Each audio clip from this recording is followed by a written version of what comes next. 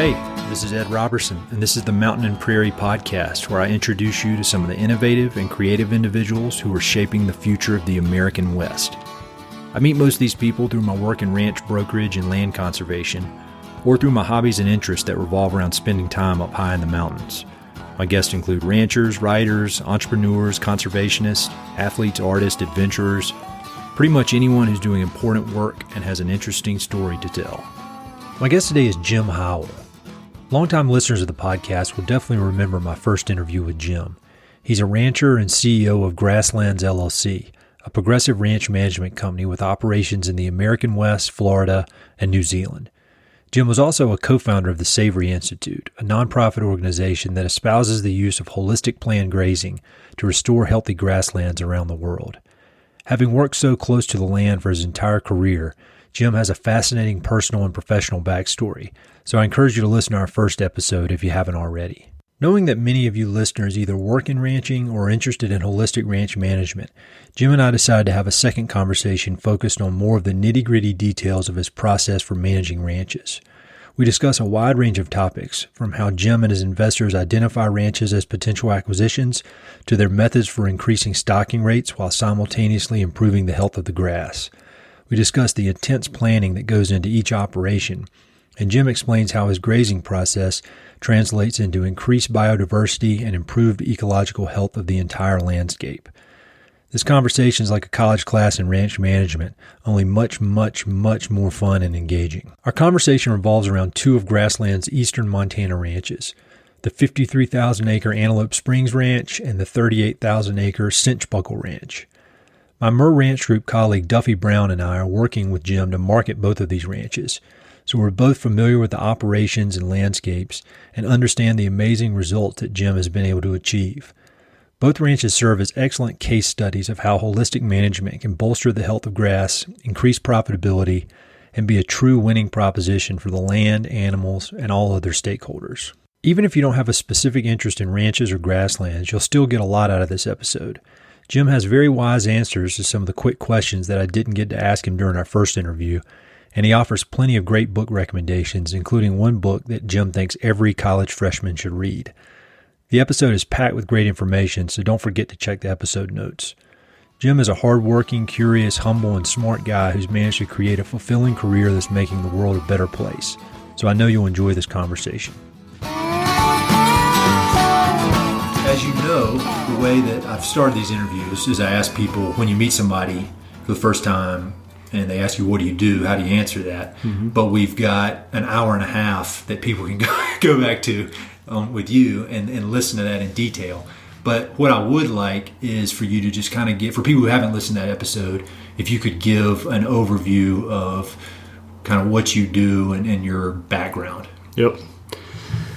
Well, right now I lead a company called Grasslands LLC, which is a ranch management company that we founded in 2010 with a handful of partners.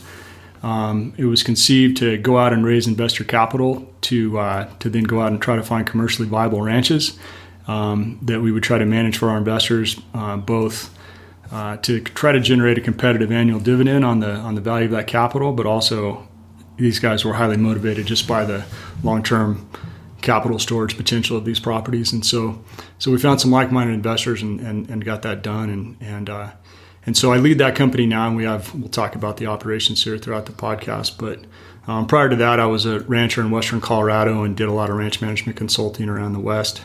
Prior to that, my wife and I got married in 1994, I think, mm-hmm. And we managed our first job with co-managing a ranch in southwestern New Mexico in the Chihuahua Desert, and that's kind of where we got to know each other. Okay. And my wife's from Argentina, and we met in New Zealand and had a long-distance relationship. So when I say we got to know each other, we really didn't know each other before we got married. I eventually talked her into marrying me, and our first job was getting stuck in the middle of the desert together. And figured out real quick. Oh, man.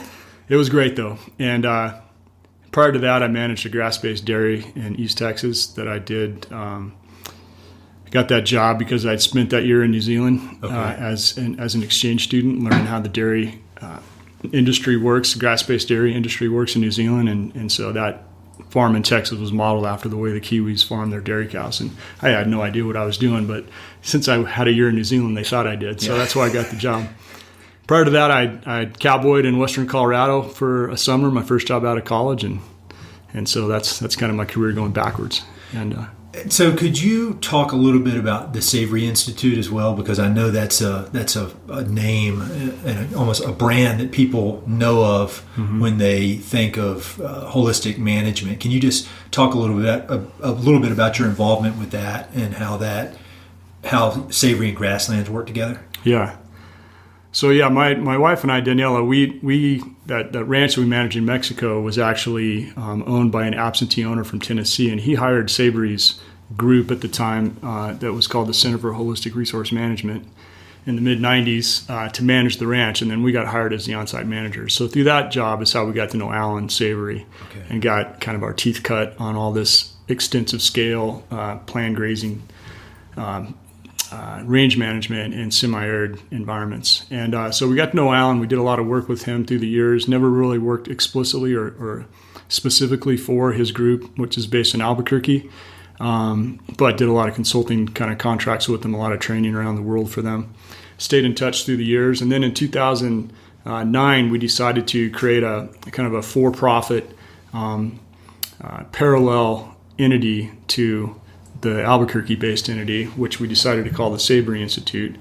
It was all meant to be for-profit at that point, built around training and consulting and coaching around the world, but also this ranch investment Grasslands project was the main part of that. And but once we got into that, we realized, a lot of the stuff that we want to do at the end of the day really is kind of cause-related, kind of improving the world, improving the quality of life of pastoralists around the world, a lot of which isn't very profit, doesn't have a whole lot of profit potential in it. So, and plus we had high net worth individuals, including our investors in our first properties, that were wanting to give us money to do all that work. Sure. But they couldn't donate money to us unless we had a nonprofit set up. So we decided to split it and create another nonprofit that we kept as the Savory Institute, and then the for-profit side of it stayed in Grasslands, in the former Grasslands. Okay. So we're all the same people. Just some of us are focused on the Savory Institute side and some on the Grassland side. Yep. And so for people who want to really understand the methods you guys use, kind of an overview, I suggest they go listen to the first podcast because you go into great detail on that. And then we're going to go into detail now because the way I initially learned about you was your book, For the Love of Land, which I absolutely love and I recommend to people. And hopefully I've created a few sales for you through the podcast. Yeah, hopefully. And you hadn't seen a huge bump? You can't retire it hasn't now? been huge, but yeah. I expect you to be a retired author now. But the second half of that book is case studies from different properties you've worked on or been involved with. And so I thought what would be cool in this podcast is to kind of do an audio book version of the two properties that we're working on together right now up in Montana. And so if you could just talk a little bit about those two ranches, just kind of give an overview of each one, and then we'll talk in detail about what you've done on those properties.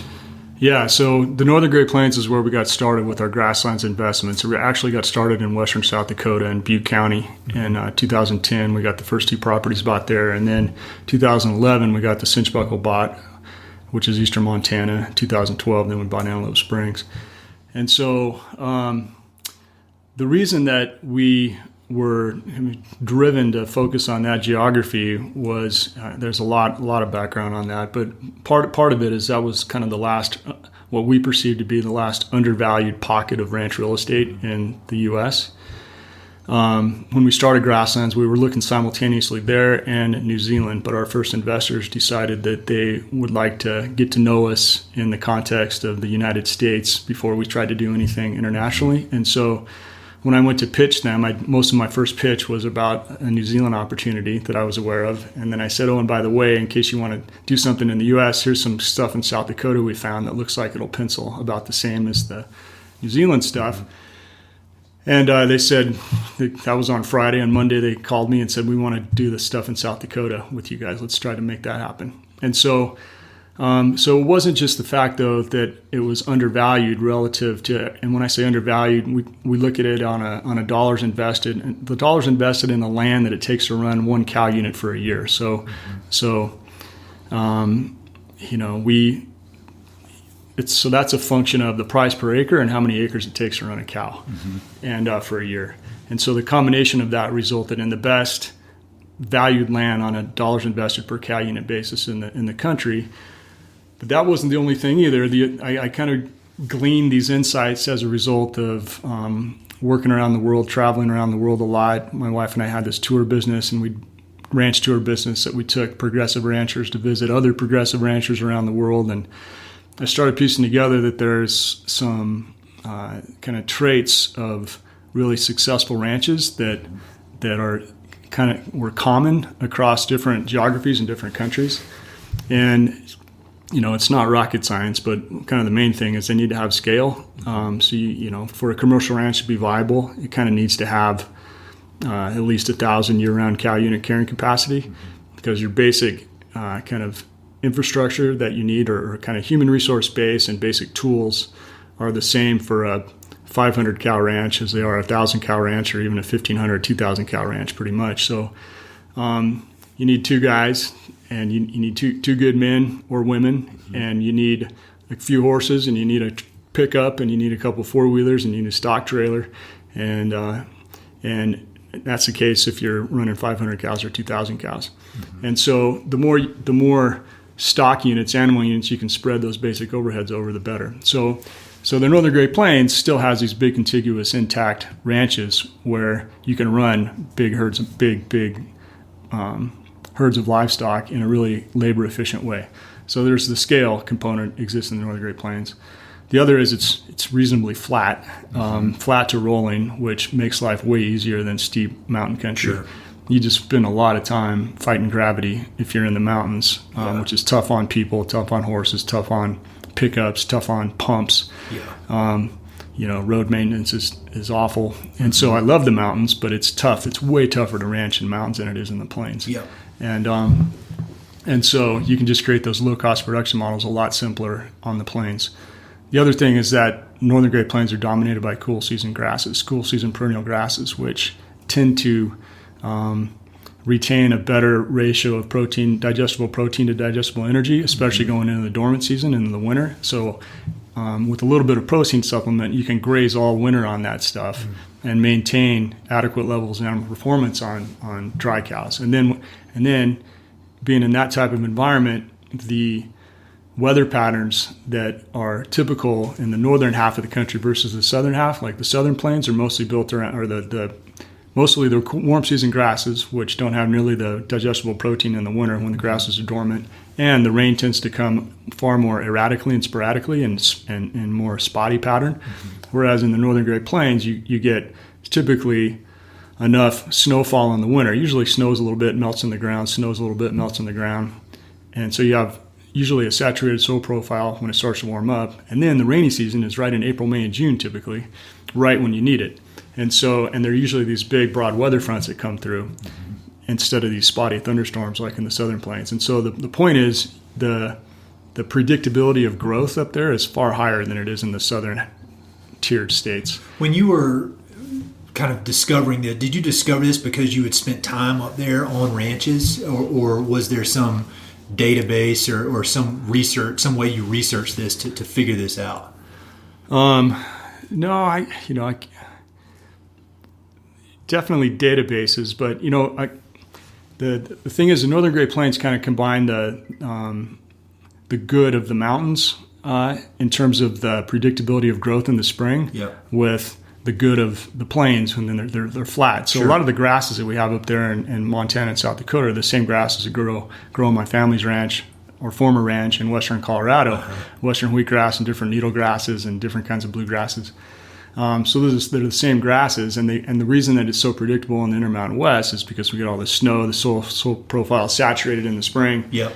And you're always going to grow grass. Sometimes how much you grow is dependent on how much kind of spring moisture you get, but you're always going to get spring green up, which is not the case like where Danielle and I were at in New Mexico. Sure. Where you could have a total failure in one year if the rain didn't hit you, and that's the same way all across the Southwest and across the Southern Plains. So I don't know. I just picked that up. I knew the Northern Plains had that rainy season right in the spring, right when you need to get the rain, and So the cool season grasses, the predictable spring green up, the flat nature of the country, the fact that there's a lot of surface water up there, not so much live creeks, although there are some live creeks, but people have developed reservoirs up there all over the place. Yep. And so they tend to fill up because you get these blizzards in the winter that blow the snow off the ridges so you can graze the ridges, but they fill the coulees up with snowdrifts, and then those snowdrifts melt out in the spring and fill all your ponds up. And when we're talking about a lot of reservoirs, I mean, I think one of these ranches, there's like 90 some reservoirs. Yeah, a lot of them are just little dugout ponds, and Sure. some of them are like, have surface area of 40 or 50 acres. So there's lots of those. There's also, it tends to be good groundwater up there. And so to the extent you do need to spread your water around and add to the reservoir capacity, because in dry years, a lot of them don't have water. You need to have good groundwater, not only groundwater that's accessible. In other words, it's not extremely deep, but it's also the quality that you need to maintain good animal performance. So it doesn't have a whole lot of dissolved solids and sulfates and stuff in it. You need to have high quality water. So that tends to be the case up there too, for the most part. The other thing is that a lot of that country is kind of right in the marginal wheat belt area. Kind of it's right where the kind of the good wheat country and mid, kind of the 100th meridian and mid North and South Dakota. The further west you go, the more marginal it gets. By the time you get into western South Dakota, eastern Montana, there's still patches of ground that are dryland farmed. But anywhere where you can actually grow a wheat crop, you can also actually grow really good perennial native grass. And so it's productive country. It tends to be reasonably productive grass country. It's short grass prairie, but because you can actually grow wheat there, especially in the better soil types, that just shows you it's indicative of the soil fertility and predictable patterns of precipitation. Plus, in stuff that's been historically wheat farmed, there tends to be good infrastructure. So good roads, pretty good commercial centers where you can get all your needs met in terms of equipment and fuel and all that necessary to run a ranch. So all those things kind of conspired to make me realize that this is where we need to really focus our energy relative to, there's lots of places where you can run viable ranches, but it's just the headaches and the challenge associated with it is just much greater. Sure. And so, we looked at a lot of public lands ranches also. Once we kind of got going there in Montana, everybody else kind of discovered that country too within a few years when we got there, and our investors kind of got spoiled on the price points that we got into those places on, and so they were reluctant to expand. So that's when we started looking at other geographies, and so that took us back to New Zealand, and we ended up going to Florida. But we looked at a lot of country in Nevada and Arizona as well, public lands places for the most part. And they all penciled good, but you get out there and you do the tour and start to understand the logistics of what it takes to run this place. And it's like, oh man, I want to go back to South Dakota. Those relatively, smaller, they're not small, but relatively small compared to, 500,000 acre place in Nevada. Sure. And just a lot easier to get your head around. But, they are small in that range, but they're anything but small. They're massive pieces of land, which is just kind of gives you a sense of scale in eastern Montana. I remember there was some quote by Theodore Roosevelt talking about being in eastern Montana is like being in the middle of the ocean, just completely, kind of wide open, lonely feeling. And it's a neat area, like nowhere I've ever been, eastern Montana. Yeah. No, I love it up there. I think it's fascinating country, and our ranches up there, for the most part, have done well. We'll talk about that more, I know, as we go through all your questions there on specifics that we've achieved there. But it's just fascinating country, and we're just now figuring out, I think, how to really live in that landscape. Since white man's been there, it's been a series of one disaster after another, really, starting with that Cattle Kingdom book that you recommend. I've recently gotten through that. That just gave me a lot more insight on how that all actually played out up there with those initial, English and Scottish and Irish investors and not knowing what the heck they were doing. At the end of the day, it was like an outpost of the British Empire. Yeah, I didn't realize any of that. I didn't know any of that stuff until I read that book. Did you like that book? Oh, yeah. I thought it was great. I thought it was excellent. And But yeah, I was aware of that, but I certainly didn't know the detail. And so that book was great in that sense. But it kind of reminded me of kind of our grasslands project in some regards, only a much smaller scale, what we're doing. But, these investors coming in that have certain expectations, and the guys that are managing for them under huge pressure to deliver. But those guys that came in, the managers, didn't at the end of the day know what the heck they were doing. They were bringing they had no idea what kind of climatic extremes that they could experience there, and they had a few good years to get going that made them way too cocky. First of all, they were inheriting this incredible ecological capital that they didn't understand how to manage. Yep. And then they had a few good wet years and not bad winters in a row. And that gave them a level of optimism that was not well founded. And they continued to increase stocking rate to the point that they were overstocked up there. And then that winter of 1886, 87 hit and everything died. Done. Yeah. It's like, whoa. That's the thing. People, back to Theodore Roosevelt, he's credited as being a rancher or a cattleman. But I'd say he's had a few failures, and that's probably his most extreme failure. And people don't play that up, but he lost his inheritance. Yeah, I know, man. That. He got his butt kicked on that, and that's why he wrote so many books, because he needed to earn money. Yeah, I know. That's another book of yours that I read, was The Rise of Theodore Roosevelt this year. Oh, did you? I learned all that about him, and the guy became broke. He had to write these books. He was just cranking out books. Everybody said, well, he wrote 40 books. because he had a mansion out of to necessity. maintain. Yeah, exactly. He had this mansion that he had to maintain back east, his summer manor. And anyway, it was. So, now, and then so that all fell over. And then the homesteaders came in totally false pretenses. You need to read Badland. I did. I just finished that one too. Yeah. That was eye-opening. Oh, no kidding. And, and so what we're kind of left with there is kind of the remnants of that homestead era. The guys, a handful of families survived and aggregated these homesteads together and kind of created halfway viable ranches, but still didn't really know what they were doing in that landscape. Definitely had learned and understood, well, we can't plow it all up. We can't overstock it. But there still is not a great awareness of how those livestock need to interact with the landscape, which is we talked a lot about on the first podcast. But there's a growing awareness, but the actual ability to pull it off and actually execute so that your cattle are mimicking the original migratory grazing patterns of the bison that would have been there. There's still a lot that we're learning on that. And so we've learned a lot about that just in the process of us being up there. I mean, we, to an extent, came in there definitely not nearly as naive as those guys that came in there in the 1860s, but coming in thinking that I've been talking about these predictable weather patterns, and they're good most years, but then you get your butt kicked, like we did last year with the driest year that's been recorded since weather stations have been kept in eastern Montana. We had 1.8 inches of rain between January and the middle of September.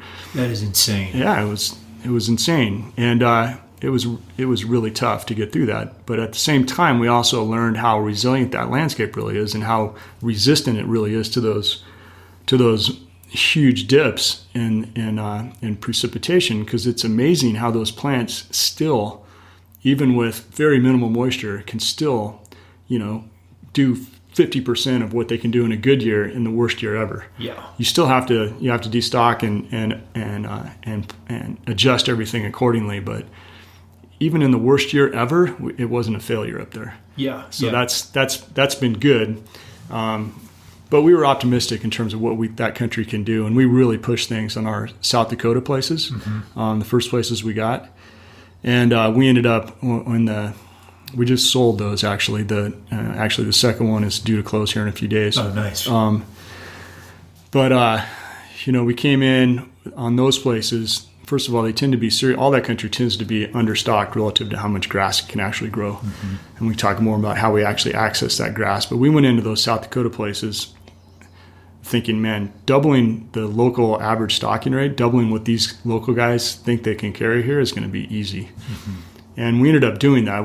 Our average stocking rate has been 98% above, so almost double what the historic average is of that area.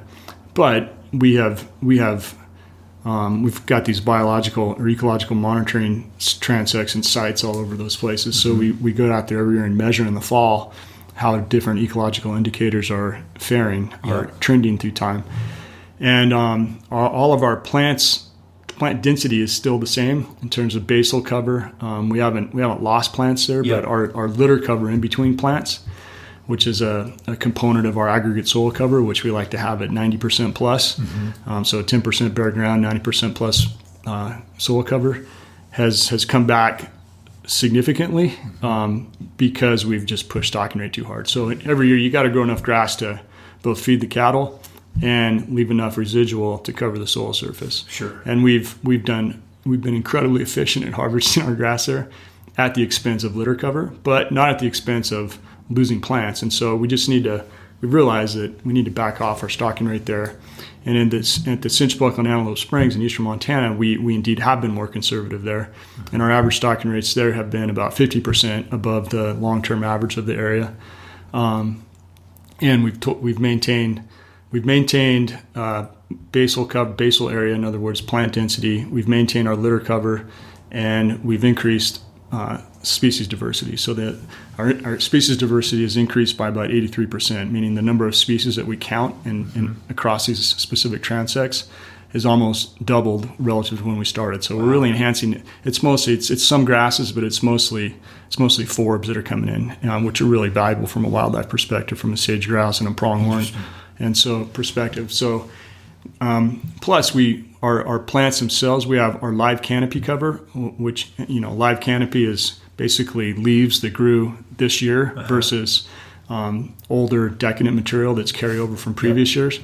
So our live canopy cover as a percentage of the total cover has significantly increased versus like older standing kind of dead cover, if you know what I mean. Yeah, definitely. So for people who aren't all that familiar with the grazing, can you explain why you're able to run more cow, the techniques you guys use that allow you to run more animals than the average rate there? Because I think for most people who are listening who don't know anything about this, they'd say, well, how can you do double or 50% more? How does that work? Why doesn't everybody just do that? Well, there's two ways. The main way you can get it done just right off the bat, because typically these ranches, as I said, are understocked. The reason they're understocked is because they typically manage their livestock at very low density, meaning that in a given pasture, cattle are spread out super thin, and as a result of that, they tend to, and the water itself is not distributed very well. The water points where the cattle actually come and drink, whether it's a reservoir or develop pipelines and water troughs.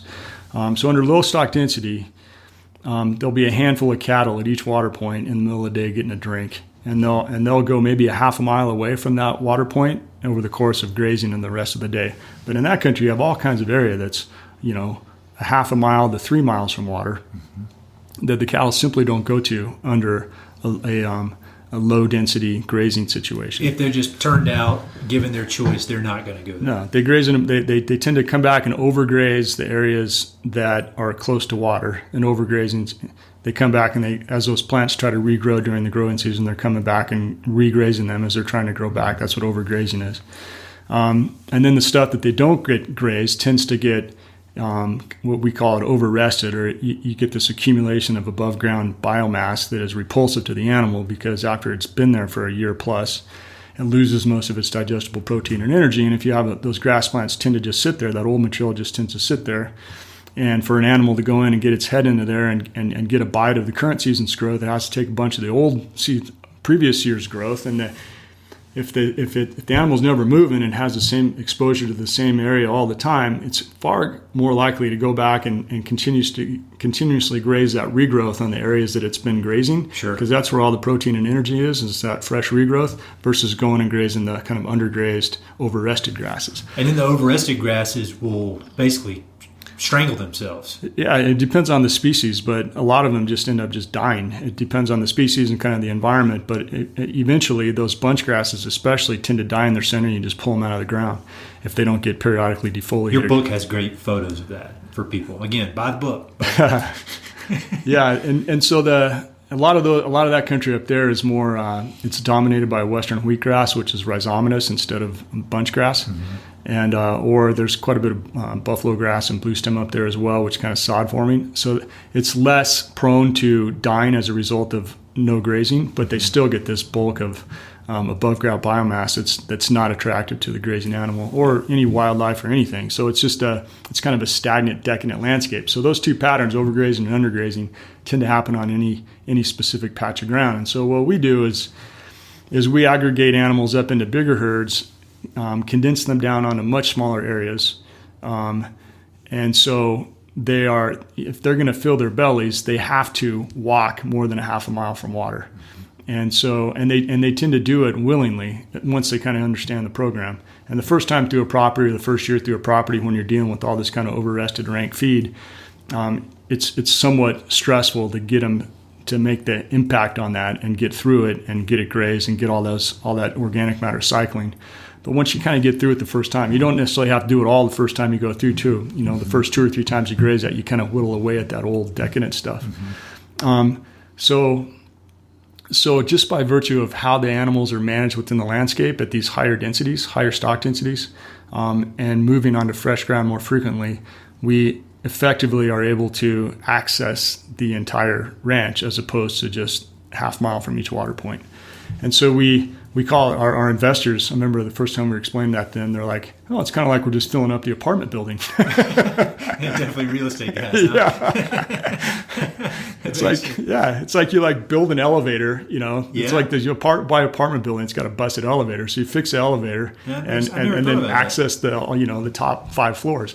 And so that's effectively what we're doing with the cattle. But then, so that's like the immediate way that you can increase stocking rate is just by using the whole ranch. And then through time, though, by managing those grasses the right way, by eliminating this undergrazing and overgrazing, these two simultaneous patterns that go on, the undergrazed or the overgrazed plants are able to come back and express themselves because you're giving them a chance to fully recover between grazing events. So you're there for a few days, and then you might not come back to that spot for a whole year. And or you graze it for a few days in the growing season, and then maybe and leave good residual in the growing season, come back and graze it once in the winter. The point is, though, that those plants aren't continuously grazed as they're trying to grow back the whole growing season. And so those overgrazed plants dramatically increase their vigor as a result of getting managed the right way. And then the undergrazed plants, which are kind of stifled by this above ground biomass that is shading the growth points of the grass and resulting in them being a lot less vigorous than they could be if they got periodically defoliated, those also increase in their vigor and productivity when they get properly grazed. So you're increasing the productivity of the landscape because the plants are managed right, and you're distributing the livestock into the whole ranch, enabling you to access all this country that used to not be accessed. And so a result of that through time that we found in Montana is just that we can super consistently, even in tough years, manage through time on average 50% higher stocking rates. And that has massive implications to the profitability of these places because most of those ranches up there are kind of break-even operations under the conventional stocking rates. But you can increase stocking rate by 50% without increasing your expense overhead structure at all. And so every animal that you add above that conventional stocking rate level, all the income from that animal all falls to the bottom line. And so that 50, on those places, that 50% results in those places being solidly profitable year to year. That's huge. Yeah, it makes ranching viable up there. But it's totally a result. It's totally dependent upon being able to get out there and act and manage the grazing this way. That's the key to it. Yeah, well, and I think for people who don't fully understand this, I mean, I think your advantage, your competitive advantage here, and the reason you're able to do this, it really comes down to you're willing to work harder than anybody else, both from an intellectual standpoint and an actual physical out there, because you got to move these cows and you got to set up the hot wire, and it's a lot harder than I think what some people think of ranching who aren't involved. You just put the cows out, let them do their thing. Yeah. But you're during the day you're moving these cows, at night you're reviewing the data, you're planning the next day's moves, and I mean, do you agree with that? That the competitive advantage you guys have is that you're willing to work harder than most people, combined with your experience and when I say work hard, I mean think hard as well. Yeah, exactly. And it's really more, it's more the intellectual energy that it takes, the planning and the thinking energy than it takes more than the actual physical work side of it. Ranching though it's physically challenging no matter what. No matter what, yeah. No matter what your management approach is. But yeah, to run that 50% higher, 50 to 100% higher stocking rate, you have to really be on top of things. And that's one reason why under conventional management, it doesn't take a lot of thinking at that level. You're gradually degrading your resource base, but you never really run out of feed. Mm-hmm. And there's a lot of hard work associated with it. And there's a lot of country you got to cover. And under conventional management, where you got cattle scattered out all over the place, you have a whole lot of country you got to cover just to check your cattle or to check your water. And so, with what we do, it's actually in some ways less labor intensive. It's very intensive labor, but it's focused on right where the cattle happen to be. Very focused. Yeah, it's very focused because, if you just got one or two big herds instead of 10 or 12 little scatter herds all over the place, that means you got one or two spots you need to go check a day instead of 12 places and you go check a day. Only one place you got to go put out mineral, one place you got to go, make sure the fence is up at any given time. And so your effort is just more focused but you have to be, it requires a level of observation that is unusual in our industry. Level of observation and data collection and planning and incorporating all that data from previous years and experience into gradually refining your plans going forward, and being willing to sit down at a desk and just nut it all out and figure it out. That's one component of it. But then the actual execution of it is even, it takes guys that really can think in the abstract, both kind of spatially and temporally at any given point in time, because when you're really kind of on the edge there, using your grass really efficiently, if you have a great big, if you have 1,000 pairs in a pasture and they're planned there for a 4-day grazing period, say, and they really should have been moved after day 3 instead of day 4, and you mess up on that, don't make that happen. That 4th day of being seriously shorted on feed if that kind of mistake is repeated over the course of the season, the implications to animal performance, to calf weights and conception rates and cow condition going into the winter, it all compounds, and you can have a wreck. And we did have a lot of wrecks in the early days with holistic management when Savory first came here in the 80s. Too much optimism and in terms of how much we could increase stocking rate, and then a lack of observation during the execution phase. Yeah. And so that kind of gave a lot of what we do kind of a black mark in many ways. But it wasn't a fault of the process. It was a fault of the ways in which it was executed. And so we've learned all that. And the people that have stuck with it are now kind of, that's the component of the ranching community that's really thriving. So that's the thing, is you just got to pay attention and be willing to, and if you're realizing, man, I'm having to move my cattle at, 70 or 80% of my planned grazing period, that's happening over and over. That means, shoot, I'm overstocked this year.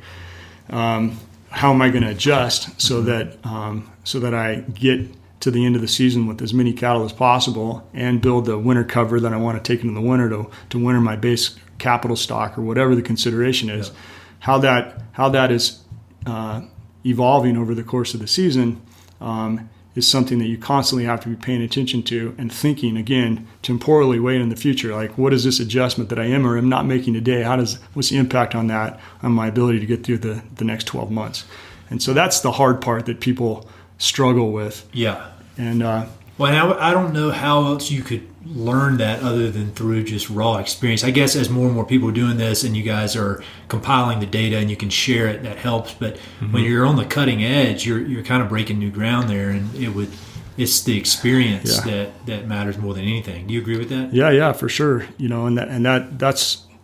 That's what happened in those early years with Savory's clients here in the 80s. A lot of whom he'd go and he'd kind of was a consultant to them, and then they kind of left them to their own devices, and they'd have a wreck and blame Alan or blame holistic management. Sure. But a lot of them didn't, though. A lot of them stuck with it and realized, man, there's some great things happening here. There's enough good things that motivate me to stick with it, and I just got to figure this out.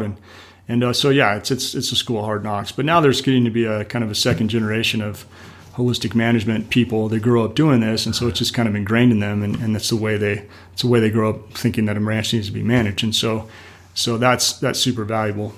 So what specific tools do you use to help with all this data management and forecasting. I know you guys your Google Maps are amazing, and I'm sure you spend a ton of time on Microsoft Excel. But are there any other tools you use to help you with all this? Well, we have the grazing planning process that Alan developed that really has stayed pretty much the same through time, and it was actually developed from a military training protocol that he used when he was an officer in the Rhodesian military in the Rhodesian Civil War. Yeah, actually, that was an offshoot of the original British military planning aid memoir. It's called. So he kind of evolved that, or kind of adapted that to kind of the chaos of planning the grazing over the course of a season. He equates it to planning for a battle, going into battle, where you would never go into a battle without planning. Even though the way the battle is going to evolve is definitely not going to work out the way that you conceive it. Same way going into planning the grazing of thousands of animals across this big chaotic landscape, and that you're prone to the vagaries of weather year to year, and all kinds of other things, fires that can happen, and who knows what can happen to impact the way that you need to tweak your plan so that you actually get to the end of the season having hopefully met most of your goals and objectives ecologically and animal performance wise. And so it's super complex. And so he developed a aid memoir for grazing planning that, again, is built on this British military planning exercise that attempts to take into account all this great level of complexity. And each step, it's like a 15-step process. Each step builds on the previous step. So by the end of it, you kind of got all this stuff that's wrapped into the plan, and it gives you peace of mind that I've thought through the whole thing. Thought through plant needs, thought through animal needs, thought through wildlife needs, thought through logistics of moving needs, thought through where I need to be when I'm branding, thought through where I need to be when I put the bulls out, thought where I need to be when we're shipping. And so all that stuff goes into the plan. And so that's the main thing we use. But we've kind of adapted that into indeed an Excel spreadsheet where we keep all track of it all now, because we have, especially in New Zealand, it's just such a big, complex operation there with 4 or 5 different classes of livestock and hill country and mountain country and flats. It's all kind of integrated together. So we needed a more robust way to quickly do inner scenarios, grazing planning scenarios, kind of more matching stock, feed demand and feed supply scenarios constantly. And so we use Excel a lot for that. And we've tried to use some kind of commercially available grazing planning software now, but we just haven't found one yet that meets our needs. Sure. Again, I think when you're on the cutting edge, they're selling to the middle of the bell curve there. Right. And so while I imagine there's a lot of use for that, like we were talking about Christine Sue I had on Pasture Map, and for people that are trying to learn this or get in the early, figure it out, I would think that would be a great option. But you're really, it's not exaggeration to say you're one of the people that invented this or on the cutting edge. And so it's there's not going to be any mainstream software for you, or they'd only sell one piece of it. I know. I mean, we work with a group. We've been trying to work with a group in Australia that really is similar to us. They're far down the road, but even and for the most part, it's helpful. But there's some components of it that just aren't there yet. And none of us are coders or programmers, and so we don't have the capacity to really build the stuff from scratch. So we're getting to the point now where we need to hire somebody that can take what our needs really are and figure it out. It's not just for the planning side of it. It's really where our stuff really falls down is on all the recording side of it. Sure. And gathering all that data and then feeding that data in kind of a user-friendly interface that can enable us to consistently plan better going forward. So capturing all of our actual cattle moves or livestock moves and aggregating that data again in a way that we can easily reference. And doing it like in real time. You're out there with we imagine being out there with your phone, and you move a herd of animals, and you plug the move into your phone, and when you get either if you got a satellite connection or you get back to your Wi-Fi, it uploads to your program and it updates all the actual moves that have happened, and all that data gets goes to all the historical data from that specific pasture, and it all you got to do is enter it on your phone when you're out there making the move instead of coming back. Remember to write it down, coming back, enter it in your computer, and all that. So anyways, we need to get more just kind of refined on that. And but again, the planning side on the front end too needs some work also. But yeah, we used the Google Earth. That's been awesome because yes. a lot of this is, it's the grazing planning stuff, but it's also all the fencing and water infrastructure planning that we do. We call land planning. And, we used to do it with just hard copy topo maps and tracing paper. And that wasn't that long ago, really. No. 10 years ago, Google Earth was not No, dead. I mean, when we got started on these plants, we still have all the maps and all the tracing paper. We did all this when we first got going. But then we don't in New Zealand, though, because by the time we got going there and in Florida, Google Earth, we were all very keen Google Earth Pro people by that point. Sure. And so, man, we realized, holy cow, this is really going to change our ability to get in and really do this land planning component of what we do far more efficiently and accurately. Yeah. And we use that a ton. So on Antelope Springs and Cinch Buckle, I mean, we could talk about this for 3 hours, but you've come in there and you've done your method of grazing. Can you just give kind of a bit of an overview beyond just the stocking on the improvements you've seen in these ranches?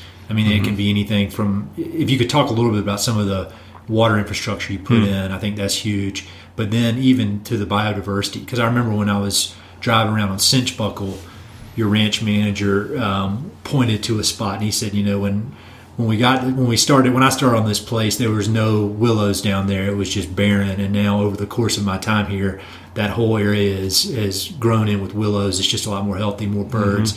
And that's just one small, tiny corner of the ranch. So could you just give a few examples like that of the improvement in these places?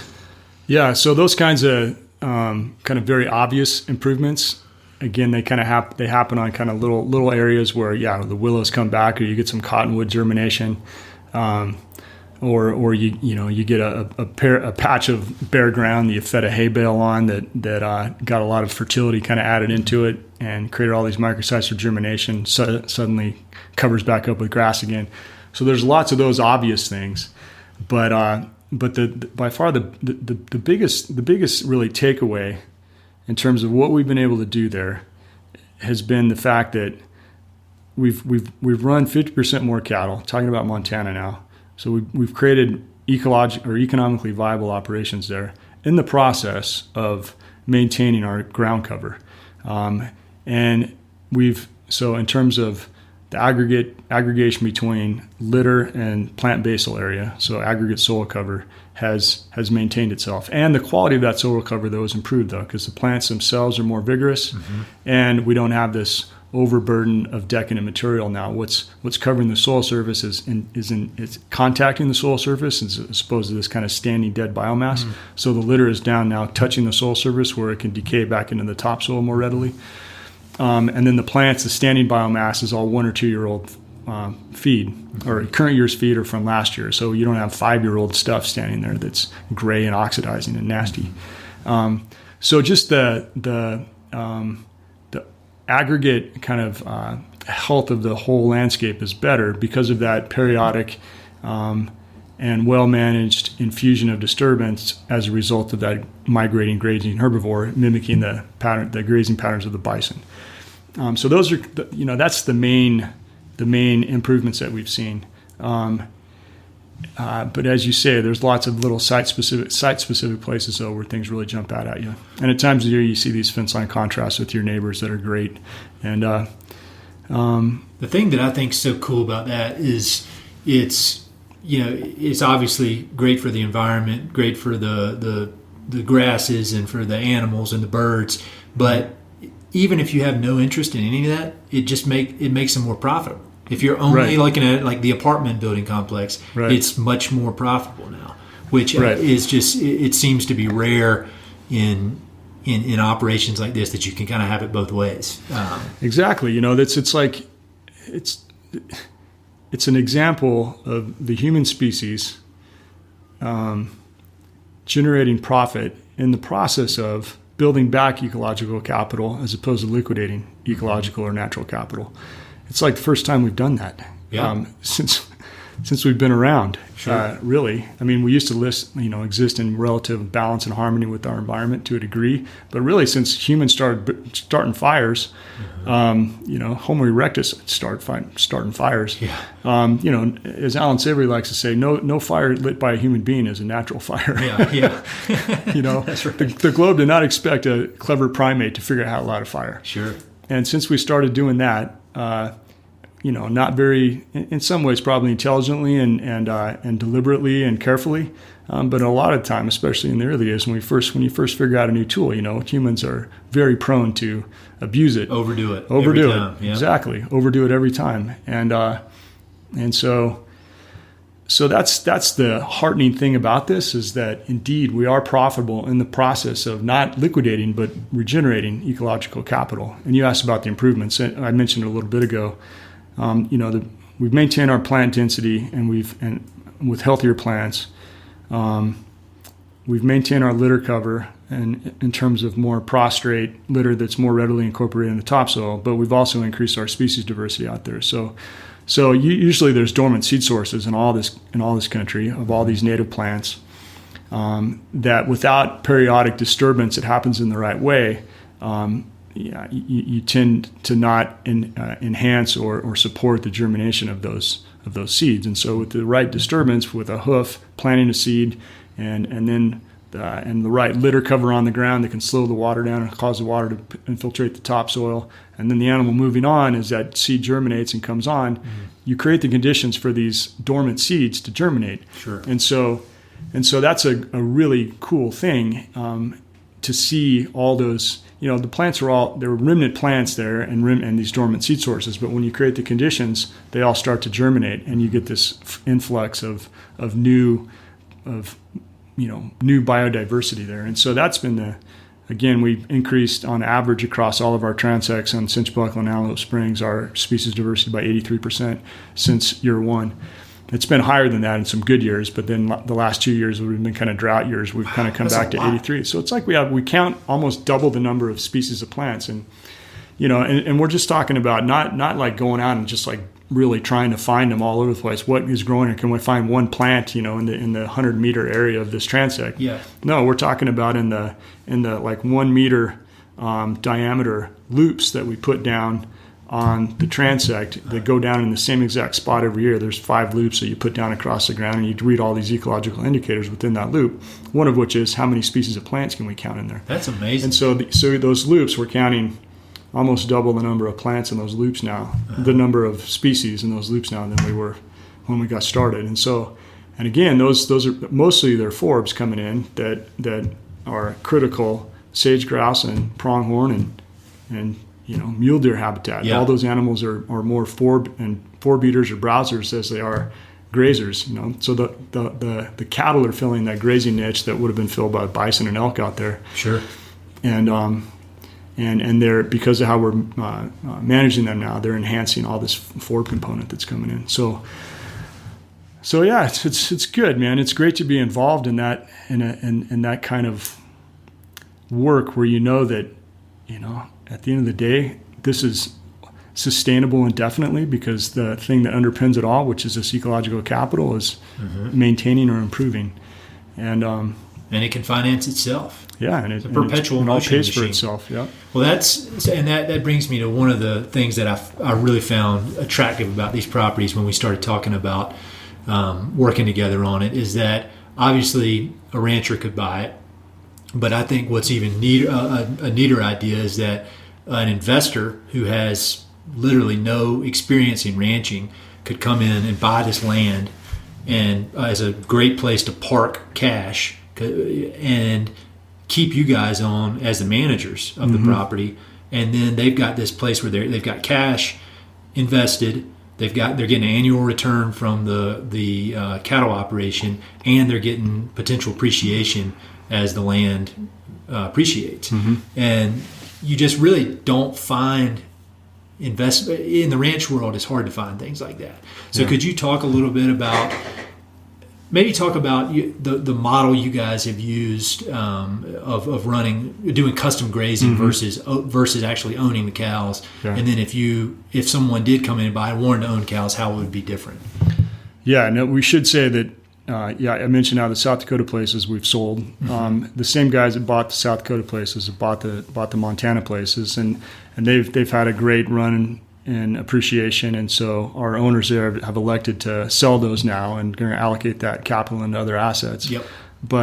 And so we're in the spot now where we would really like, meaning Grasslands, would really like to continue our continuity of our management there with new owners. But and so the model that we run up there is the landowners do not own the cattle. So the cattle are owned by other area ranchers up there, big scaled up ranchers that have more cattle than they have land. So they need to work with guys like us that take in their cattle on a full care basis, and they show up for branding and shipping typically, and that's it over the course of the year. They'll come a couple other times just to catch up with you and see how things are doing, but they don't have to do anything day to day. The cattle owners don't. Grasslands, we hire the crews, the on-site crews.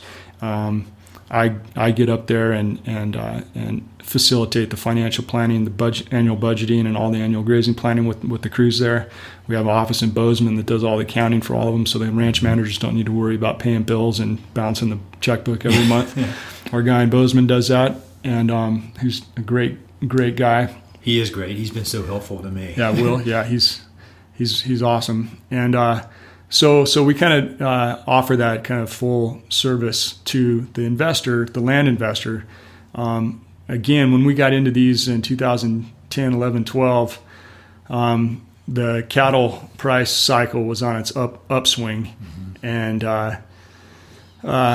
we kept thinking we were peaked out.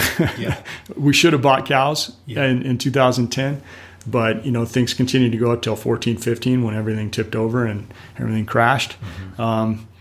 It would have been good if we would have bought cows at that point and then sold when things topped out, but we didn't because we felt like we were buying at the top of the market and we didn't want to do that. And so anyway, so we elected to custom graze, which is far less volatile in terms of income generation than owning cattle, but it doesn't have the upside in the good years as you do if you actually own the cattle.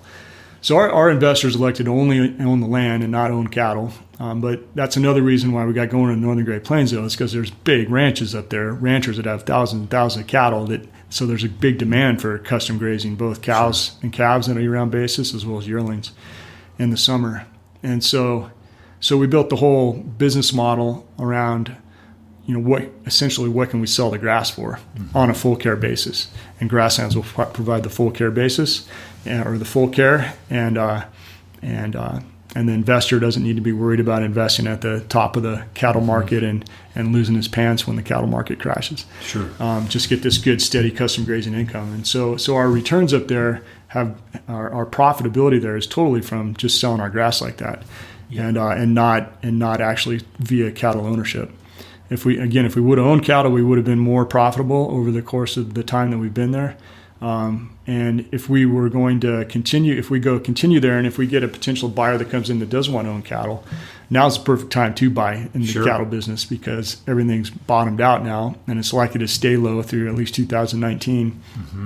So that's the whole key to making profit or to really, I wouldn't say making a windfall by any means, but the key to kind of temporary profitability in the cattle market is getting, if you want to be in cow-calf, is getting in when the cow prices are low and then riding up that curve and selling just before they top out.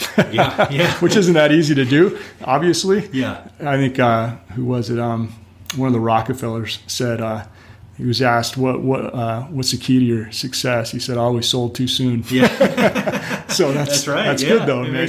You don't want to time it perfectly. Well, the thing is, you see people in my line of work buying these very expensive ranches as just a safe place to put money. Right. But the reality is, you go to like Eagle County and buy a ranch, and it's $10,000 an acre. And you're never going to really make money on that kind of deal. And for the most part, some of these big trophy ranches, hunting ranches, where there's really no income of any kind, they're losing money every year, but it's worth it to these investors to lose money to have this safe place for cash that's going to appreciate. And so what we're doing here in Montana is you get that safe place to put cash, but you also get an annual return. Yeah, And, or at least you're making enough money that you don't have to subsidize it with outside money, and you're making enough money to invest back into the property in the form of fencing and water and keep your equipment new, and so you don't have this deterioration of infrastructure, which tends to happen on ranches long term too, that are marginally viable. You tend to have all this deferred maintenance that when you buy a ranch, you buy all this deferred maintenance if it's a traditionally managed ranch. So the point is that there's enough profitability in it when managed this way, that the landowner doesn't have to subsidize it with outside income, and there's enough profit generated either to distribute back to the owner or to continue to make investments in the property without having to bring outside capital into it. When you think about what your work has done on these places, as far if you could somehow put all the different factors onto a chart into one line, it's almost as if when you first got them in the 2011, 2012, it was kind of steady, rising a little bit, but because this work compounds on itself year over year, it's almost like it's taking a real hard turn upwards. And so somebody who could come in and buy it now, they would be getting a lot of the benefit. They would be getting all the benefits of the hard work that you guys have been doing for 6, 7, 8 years, and be able to jump on as the momentum is really taking off. Yeah, I mean, and you think about it's 83% more species on the place. I mean, that's just amazing. Yeah, and plus we know how to manage these places now. We got them dialed in, and so we made some mistakes in the early years and being overstocked in a couple of tough drought years, and we. A few other things that I won't go into all the details, but we made some hard knocks that we have gone through already. Plus, as you say, we've made most of the infrastructure investments that need to happen there, especially the water, the pipeline and water trough development, cell centers we call them. And for people who want to see that, go to the maps. I'll have links, and you can see the water pipelines they have on these places. It's unbelievable. So that's all done. They're ready to really hum now, and if we got into them with a new owner that wanted to also own the cattle, as the cattle market starts to rebound, hopefully starting in 2020 or so, there's a good 6, 7, 8 years ahead of us of really good returns on these places, via both running 50% higher stocking rates, but also via owning the cattle out there as well.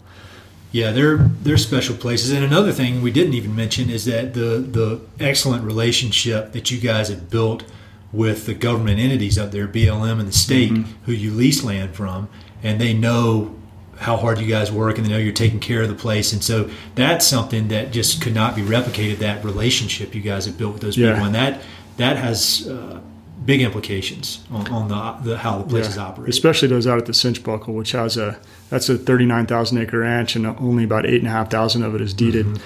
And there's about a 12 or 12,500 acre BLM permit, and then the balance is Montana state land. And so our BLM permit out there it's kind of governed under a allotment management plan, and that we helped kind of rewrite when we got there. That gave us a lot more flexibility in terms of how we interacted with that, how our livestock interacted with that part of the ranch. And those guys in the Miles City office come out and meet with Nolan, our manager out there, and they have a great relationship with us and have a lot of confidence that we're taking care of the asset out there. And so that's always kind of a wild card with a new owner coming in and new management and the agency personnel that you have to deal with. It's a whole new relationship that needs to get, that needs to evolve there. That can have some rocky spots, but that's a kind of a vagary that a new owner wouldn't have to deal with if they kept us on anyway.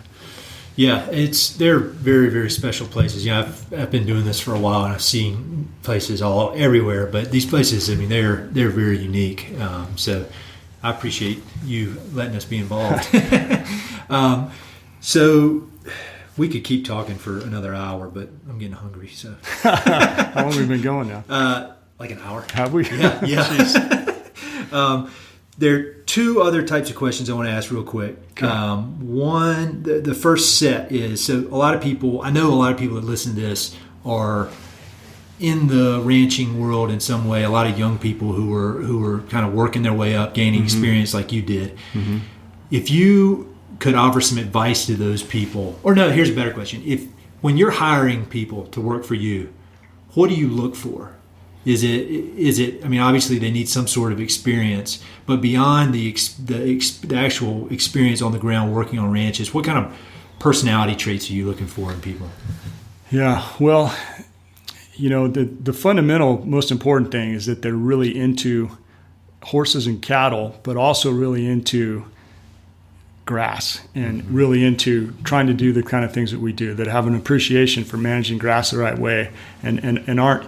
I say this sometimes, that if a guy shows up and you take him out horseback to kind of see what he's made of, and the first thing he does is get on his horse and starts to spin his horse in circles to try to show off what a good horseman he is, you know that he's not the right guy for that. That's great.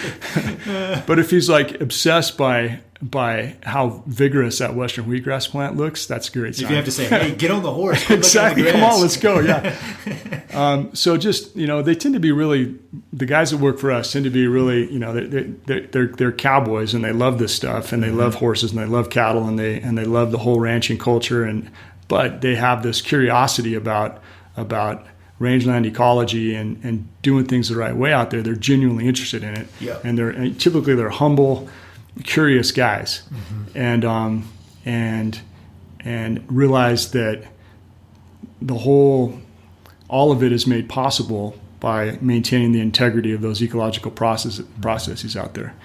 And we're lucky that in the U.S. we're kind of connected into our holistic management community, which is, it's not huge, but there's a lot of us across the U.S. now, and so we kind of, we get together at the Quivira Coalition conferences and Stockman Grass Farmer stuff, and the Savory Institute conferences, and so we kind of have this tribe of people that we've kind of drawn from as we've needed to staff these ranches. And so it's been in the U.S. relatively easy to staff these ranches with the right profile of people. Yeah. And it's been way tougher in New Zealand, though. Yeah, I bet so. Where we don't have that network. There's somewhat of a network, but not as abundant as it is here. And a lot of the kind of the perspective that we bring to how to manage grass conflicts with it conflicts with the U.S. too, but it really conflicts with the kind of the conventional New Zealander way of how they think grass needs to be managed. Interesting. And I call New Zealand grass-based agricultural and industrial pastoralism. Just super high input. In many ways ecologically destructive. It all looks green, looks great, but at the end of the day, the inputs that it takes to keep that where it is, and the kind of the vulnerability that it has to both market and weather fluctuations, it's just not a resilient approach. Anyways, but they call us the American jokers. Yeah, really. For us to come in and try to superimpose what we think needs to happen there has caused it's been tough. But we're definitely making progress. So anyways, that's kind of, yeah. Are there any specific books for people who are trying to get their heads around the grasses that you would recommend? Let's see. I'm looking at my bookshelf over there. There's see that book right there? How to not grow broke ranching. Where is it? It's that. Oh yeah, I see it. Oh, that's a good. I've never seen that. Yeah, How to Not Grow Broke Ranching by Walt Davis. This guy's an old timer from Oklahoma who got into the holistic management world in the 80s, and been through the school of hard knocks. But it's a great synopsis of a bunch of his lessons told in a really down to earth way. So this is a great book.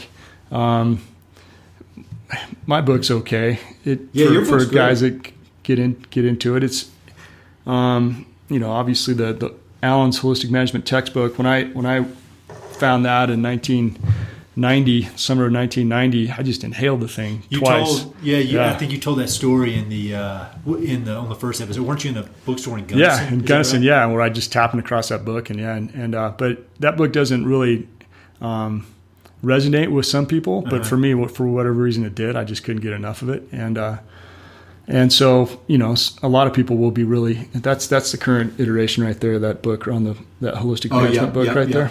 And so that's the newest version, just came out last year.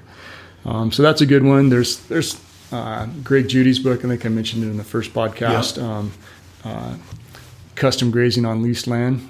So that's great for guys that want to get, or people that want to get into this initially, because at the end of the day, you don't need to own cows or land to be a rancher. Yeah. That's what I did for years in Western Colorado. I leased my family's little place, but then leased ranches around us, and then ran other people's cattle in the summer. So I was a full-time rancher from kind of April to November, and without owning a cow and without owning an acre myself, that I did for 18 years. So if you want to be in ranch, you don't have to have a whole pile of capital, but you have to understand this stuff, and you have to be able to kind of pitch yourself. Like those ranches that we leased adjacent to my family's place, effectively we leased them for free because I went and pitched that with properly managed livestock, I was going to be able to enhance that ranch from a elk hunting perspective. I was going to condition the forage to the point that elk were going to be far more likely to want to be on that ranch in the fall. Yep. And that's why those guys owned that ranch. Wow. Was to hunt elk in the fall. So I kind of found that value and explained to them how I could manage their country to enhance it as elk habitat. But I said, I'm going way above and beyond what a typical lessee would do. And so that has value to it, to you. So effectively, I would like to lease your ranch for free. And what we do, we'd pay them a grazing fee, and then they'd pay it back to us in the form of a management fee.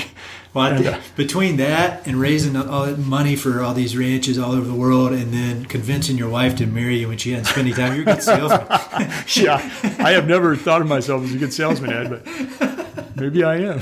You are. It's proof. All right, few more quick questions. We went through some of these last time, but I've got a few different variation. We already talked a lot about books, but what was the best book you've read in the last year? Well, that Cattle Kingdom book was great. I thought it was really good. But I'll tell you, I think my favorite book over the past year, I'm actually almost finished with right now. It's American Serengeti by Dan Flores. So good. Oh, my God. That's like a synopsis of all the stuff that I've been so interested in for so long. You cover a lot of that in your book. That was the first time I was ever introduced to any of those ideas was your book. And so, I thought that book was the great. Pleistocene megafauna side of it. I mean, Dan Flores is far more educated in those realms than I am. And so reading, and he's an incredible writer. And so just reading him piece together all that, or read it, how he pieces all that together is just fascinating. And it's just great. So I think that's my favorite book over the past year. That's in my top 3 or 4, I would say. Maybe it might be the top. I think about it constantly. Yeah. And I think it's mandatory reading if you live out here. Yeah. To understand that totally stuff. It is. Yeah. Like the most basic thing in there, about horses and how horses were here long ago, and then they disappeared about 8,000 years ago, and nobody says horses are native. Yeah.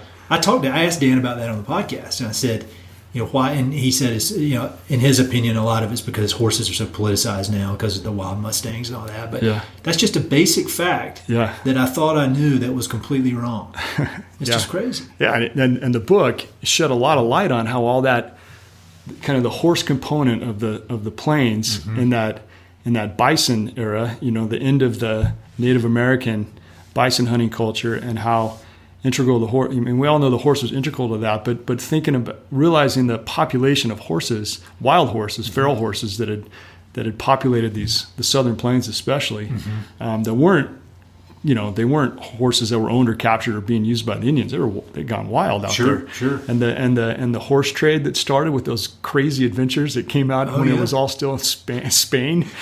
Aggregating up these horse herds and driving them back to Kentucky. It's crazy. It's like, are you serious? I need to reread it and it's another thing I like about it is it's not long. It's not super long. No. You get everything you need, and it hits on. And it's one of these books I think that will direct you to want to read different books. Yeah, you learn something about the wolf, and you're like, well, I want to go off on that tangent and learn a lot more. Right.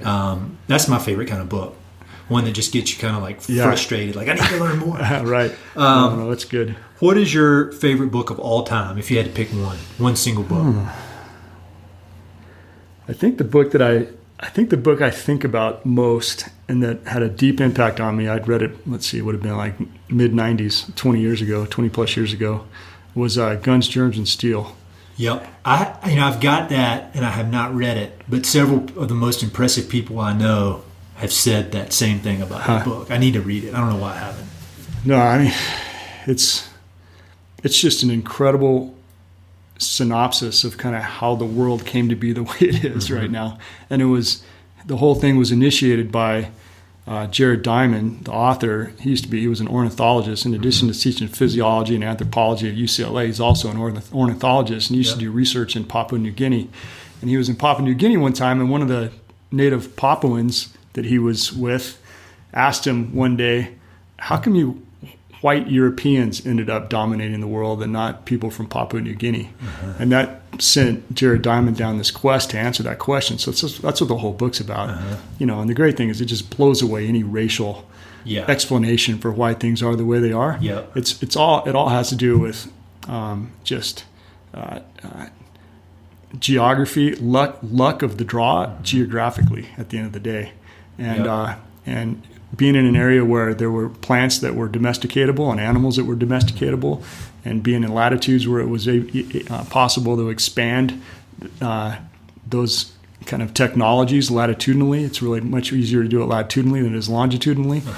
So he just ties that all together in a way that's just absolutely fascinating. And it talks all about, not just Europe and New Guinea, although it goes into a lot of detail about that, but all Asia and the Americas also get all wrapped into it. Cool. Well, it's great, man. And that's a book I think that every college freshman should have to read too. Yeah. That's it. That's the one. I think there should be a course, a freshman course, not just read the book, but a whole course around that book that every person in the world should have to take, because it's just excellent. All right, I'll get on it. I've got my list is coming out. I got to write it this week, and so I got a fresh. I read that book twice. The second time I read it, I underlined half. Did you of it. really? Yeah. It's thick too. I mean, it's like 800 pages, 600 pages. Yeah, but it's easy to get through. Okay, well that's my next one. So I've started asking this question since you and I talked, but what's the best piece of advice you've ever received? Oh goodness. I would say this isn't anything groundbreaking, Ed. But I think about my dad and my granddad every day. My dad passed away 2.5 years ago, but he and my granddad had a major influence on me. But my dad grew up on the ranch. My granddad was a rancher in western Colorado. My dad was he was a good football player. He played football here at CU, and then he became a football coach, high school football coach, and athletic director. And so I grew up around ranching and football, both of which are physically demanding. And so there was this constant, you got to be tough, kind of not in a macho, I'm so tough way, but you just got to suck it up and get through that. It hurts right now, but you got to get through it. Just got to be tough. And, we'd get bucked off or get hurt when you're out fencing, smash your finger or something, get bucked off the four-wheeler and scrape yourself up or whatever. You're always getting hurt when you're on the ranch. You're always getting hurt playing football, and you just got to push through it and be tough. And it's not just physical toughness. It's also the mental toughness and the discipline that my dad instilled in me. So I just think about that all the time. So when I'm faced with hardship and something I got to get through, you just say, what would my dad do? My dad would say, got to be tough and get through this. So I think about that all the time. And the other thing my dad enforced in us deeply was, if you commit to something, you don't quit. You see it through. And I remember I was a horrible baseball player as a little kid, and the first baseball team I went out for, I made the team, but I could not hit the damn ball. I was a horrible batter. And I was just mortified how bad I was at baseball, and I wanted to quit. My dad said, "No way, you're quitting. You're just going to see through the season."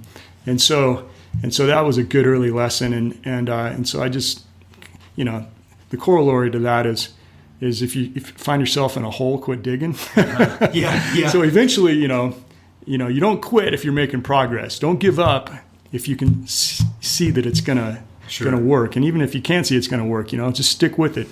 But there's a time at which it does make sense to quit something at some point. But usually, though, we tend to give up. We, meaning humans, have a tendency not to stick with it as diligently as we probably should. To get. I mean that, and so that's with all this stuff. With your business and our shared hobby of running these silly long races. I mean, if it was easy, everybody'd do it, and it wouldn't be special. So Right. it's going to be hard. Exactly. And you got to expect that. And that's the whole reason you're doing it. I mean, it's not the reason you're doing it, but it's an indication that you're doing something worth doing. At least that's what I think. No, I think so too. You know, this all this ranching stuff we do, it is hard to execute and pull it off in the way that I've described here. So it's not easy by any means. And that's, I think, the big reason why it hasn't caught on more broadly is just because you got to be tough and you can't quit. It's hard. It's hard to do.